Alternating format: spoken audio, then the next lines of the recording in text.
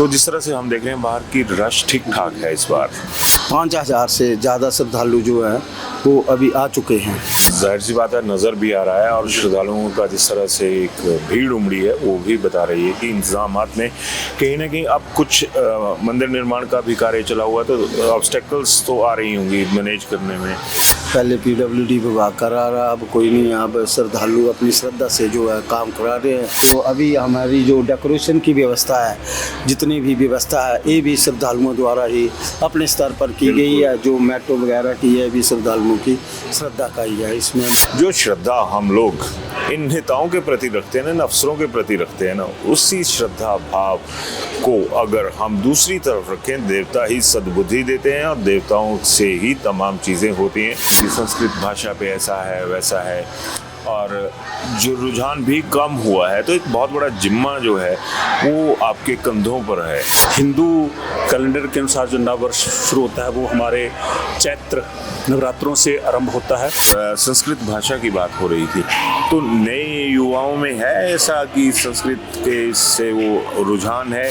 अधिकतर महाविद्यालय जो हैं वो जो सरकारी मंदिर हैं उनके अधीन है। संस्कृत यूनिवर्सिटी की मांग जो है वो बड़े दिनों से चली आ रही है, तो वो अभी तक उसका कोई हल नहीं निकला है। बहुत सही बात है कि एक बहुत बड़ा सब्जेक्ट है और नासा तक हमें फॉलो करते हैं और श्रद्धालु बहुत ज़्यादा दान कर रहे हैं। और चामुंडा जी का ये इतिहास रहा है कि सरकारें खाली हो जाती हैं तब निकलता है पैसा, निकलता है ABC सरकार जो मर्जी हो, मंदिरों को फंड से, मंदिरों को फंड क्यों नहीं जाता होगा मनीष भाई? ये जो चामुंडा देवी का संस्कृत विद्यालय है सबसे पुराना विद्यालय है। यूनिवर्सिटी शिमला से पहले का ये विद्यालय है। कांग्रेस की सरकार है और दूसरी तरफ आपको उस वक्त कांग्रेसियों को पेट में दर्द शुरू हो जाती है जब हिंदुत्व की बात आती है। मुकेश अग्निहोत्री का जिक्र करना चाहूंगा कि वो बराबर मंदिरों में जाते हैं। मंदिर निर्माण का ही कार्य चल रहा है। अगर आप देखा जाए तो सरकार की तरफ से जीरो है। ये हमारे यहाँ एक लुधियाना से श्रद्धालु है, भी श्रद्धालु है, मेरा सादर प्रणाम स्वीकार करेंगे। हमने अपने टाइम यहाँ पर श्रद्धालु पंजाब से अभी बहुत कम आ रहे हैं। कारण क्या है? रहने की व्यवस्था नहीं है। सराएं, जब से यहाँ सराएं होती थी टूटी है, तब से लेकर अब तक यह सराएं नहीं बन पाई है। श्रद्धालु इसलिए थोड़े कम हो गए हैं कि आप लोग अपनी कॉन्स्टिट्यूंसी में करोड़ों रुपए के रेस्ट हाउस बनवा लेते हैं, क्योंकि आप लोगों को वहां पर ठहरना होता है, चाहे बीजेपी वाले हों चाहे कांग्रेस वाले हों। बड़े जी ऊपर श्री आदि हिमानी चामुंडा जी में है, कितना सा बदलाव आया इतने सालों में? पानी चल नहीं रहा है, पानी नहीं है, सराय नहीं है रहने की। खबरदार किसी हिमाचली ने ये कहा कि मेरे घर में पानी नहीं आता। भाई हमारी मां चामुंडा जी के वहां पे पानी का बंदोबस्त सरकारों ने क्या किया? पूर्व मुख्यमंत्री शांता कुमार जी का ड्रीम प्रोजेक्ट हवाई चला देते हैं, जहां पे ये लगता है कि यहाँ से टेक ऑफ करिए हेलीकॉप्टर से, ऊपर श्री आदि हिमानी चामुंडा जी में उतर जाइए।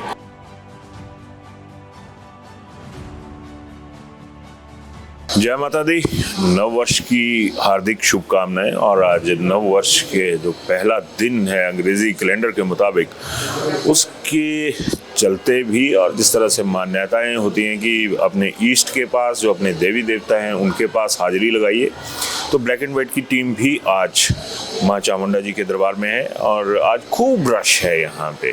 तो आज दो लोगों से बात होगी मेरी, एक जो टेम्पल ऑफिसर हैं उनसे होगी। भाई साहब नमस्कार, आपका स्वागत। तो जिस तरह से हम देख रहे हैं बाहर की रश ठीक ठाक है इस बार, तो ये इतना भी यहाँ पे चला हुआ है अभी तक, तो जो इंतजामात हैं आप लोगों के वो सही हैं? किस तरह से क्या है? इसके लिए हमने थोड़ा अभी सुबह ज़्यादा जो रश हुआ उसके लिए हमने थोड़ा अतिरिक्त पुलिस बल इसके लिए जो है गुजारिश की थी थ्रू ADM मैम के माध्यम से। तो अभी आगे हैं वो, तो अभी हमारी जो है जितनी भी व्यवस्था है वो सुचारू रूप से चल रही है। इस बार पिछले वर्ष से कुछ श्रद्धालु इस टाइम तक की लगभग 5,000 से ज़्यादा श्रद्धालु जो है वो अभी आ चुके हैं। ये ज़्यादा लग रही है मेरे को संख्या। हाँ, इस साल पिछले वर्ष की से लगभग दुगनी जो जनसंख्या में श्रद्धालु जो हैं यहाँ दर्शनों के लिए अपने माँ श्री चामुंडा के दर्शनों के लिए इस टाइम आए हुए हैं। तो इनकी हमने जो भी व्यवस्था की जा सकती थी मंदिर प्रशासन की ओर से, उसे हमने एक अच्छी बेहतरीन व्यवस्था देने की हमने अपनी कोशिश की है। बिल्कुल, जाहिर सी बात है, नज़र भी आ रहा है और श्रद्धालुओं का जिस तरह से एक भीड़ उमड़ी है वो भी बता रही है कि इंतजामात में कहीं ना कहीं अब कुछ मंदिर निर्माण का भी कार्य चला हुआ, तो ऑब्स्टेकल्स तो आ रही होंगी मैनेज करने में। नहीं, ऑब्स्ट्रक्शंस तो कोई नहीं है अभी, तो मैक्सिमम जो काम है हमारा जो श्रद्धालु ही करा रहे हैं, इसमें कोई पहले पीडब्ल्यूडी विभाग करा रहा, अब कोई नहीं, अब श्रद्धालु अपनी श्रद्धा से जो है काम करा रहे हैं। इसके अतिरिक्त भी हमने जो भी अन्य कार्य भी उसमें भी ये श्रद्धालु बढ़ चढ़ कर रुचि ले रहे हैं, लाइट और दूसरे तीसरे में। तो जो अभी हमारी जो डेकोरेशन की व्यवस्था है, जितनी भी व्यवस्था है, ये भी श्रद्धालुओं द्वारा ही अपने स्तर पर की गई है। जो मेट्रो वगैरह की है भी श्रद्धालुओं की श्रद्धा का ही है, इसमें मंदिर का हमें कोई नहीं, सब श्रद्धालुओं की कृपा से ही हो रहा है। और हम भी ये कृपा कर रहे हैं कि हम श्रद्धालुओं को अच्छी से अच्छी व्यवस्था जो है मुहैया करा सकें। बिल्कुल। तो एक बात तो बड़ी अच्छी सामने आई कि हम लोगों को एक जो श्रद्धा है ना, वो अपने देवी देवताओं की तरफ, अपने धर्म, अपने जो भी हैं, कोई भी धर्म है उसके प्रति रखनी चाहिए।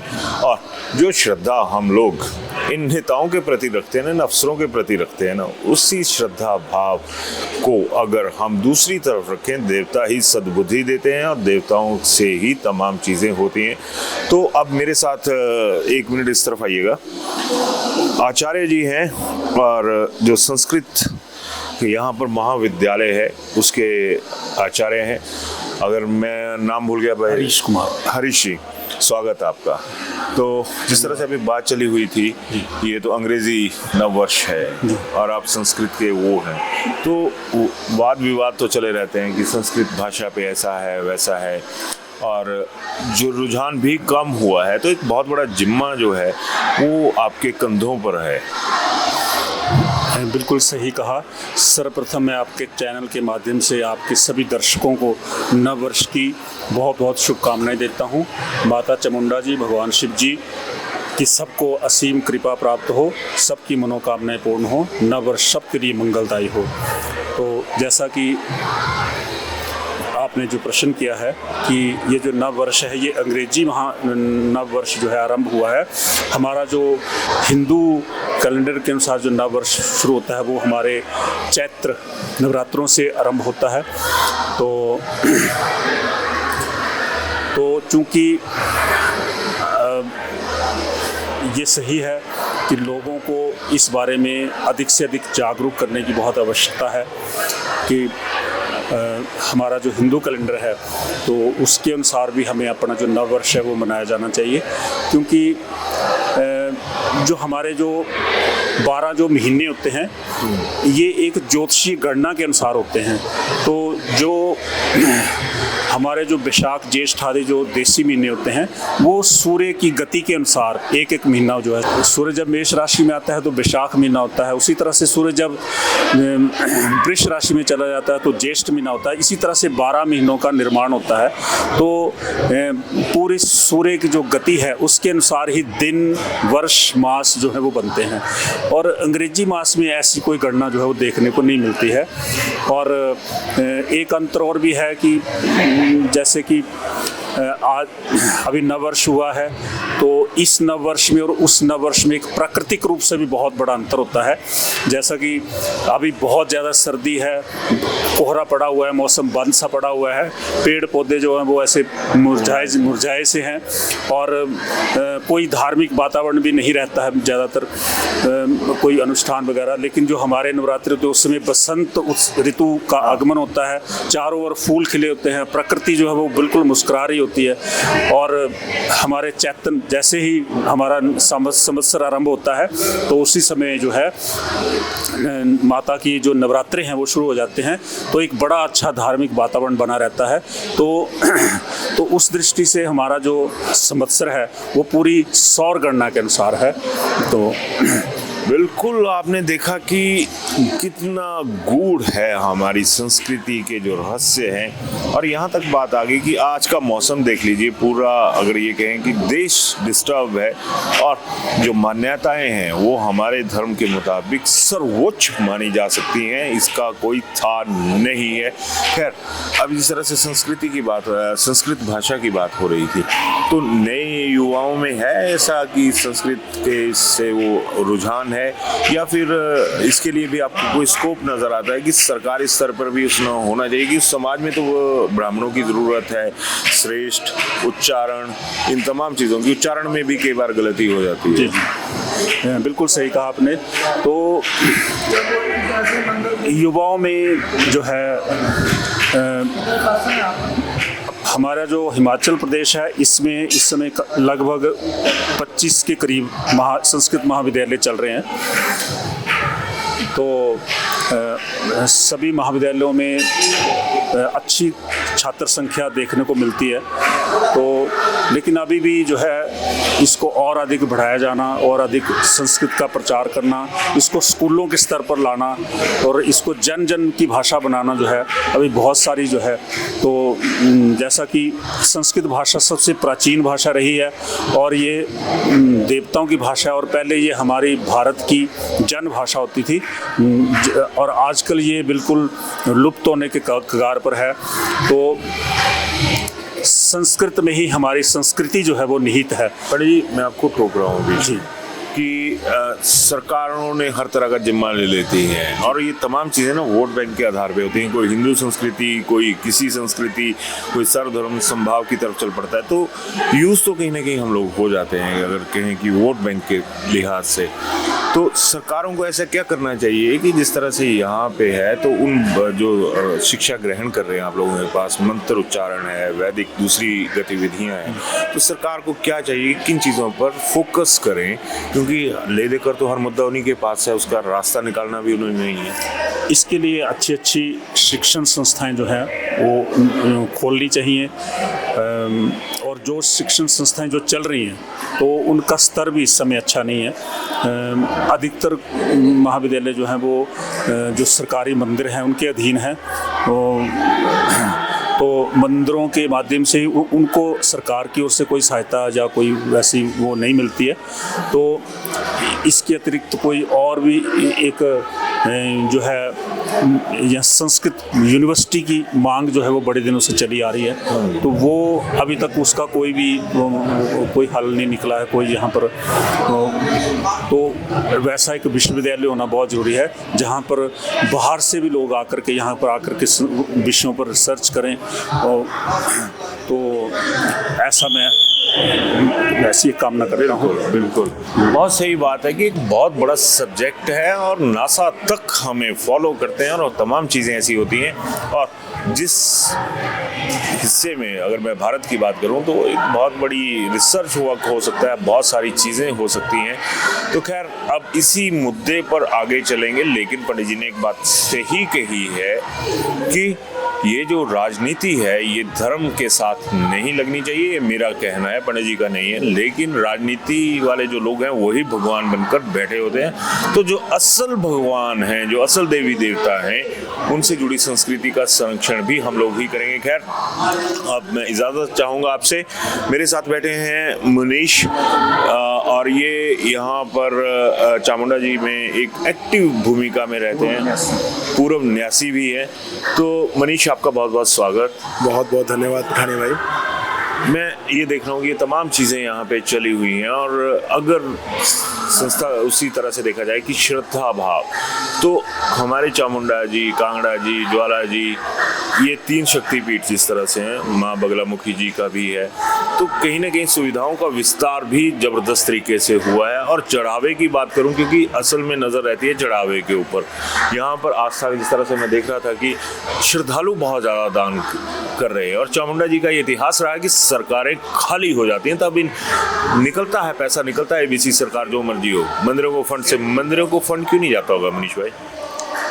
मंदिरों को फंड आता है, ऐसा नहीं है। श्रद्धालु खुले दिल से, सरकार की तरफ से, सरकार निकालने में बैठी रहती है। सरकार निकालती है, पर अब हमने, जब हम ट्रस्ट में थे तो हमने यहाँ पे ये जो चामुंडा देवी का संस्कृत विद्यालय है, सबसे पुराना विद्यालय है, यूनिवर्सिटी शिमला से पहले का ये विद्यालय है।